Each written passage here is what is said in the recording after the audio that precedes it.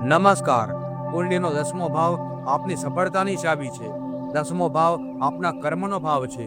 10મા ભાવ પરથી આપનું કાર્યક્ષેત્ર નક્કી થાય છે. કુંડલીના 10મા ભાવમાં કયા નંબરની રાશિ બને છે? 10મા ભાવમાં 1, 4, 7 કે 10 નંબર છે તો ચર સ્વાભાવિક રાશિ.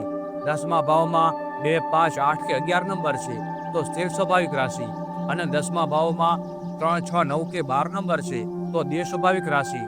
આ રીતે રાશિઓને 3 સ્વભાવમાં વહેંચવામાં આવી છે.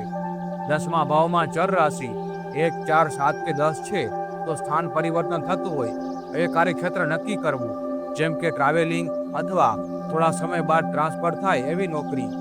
10મા ભાવમાં સ્થિર રાશિ 2, 5, 8 કે 12 બને છે તો લાંબા સમય માટે એક જ સ્થાન પર રહીને નોકરી, વ્યાપાર કે વ્યવસાયના કાર્યક્ષેત્રમાં પ્રગતિ થાય છે. 10મા ભાવમાં દ્વિસ્વાભાવિક રાશિ 3, 6, 9 કે 12 હોય તો સમય સંજોગને અનુસાર કાર્યક્ષેત્ર નક્કી કરો છો, જેમ કે બદલાતી મોસમ પ્રમાણે વ્યાપારની વસ્તુઓમાં બદલાવ કરવો,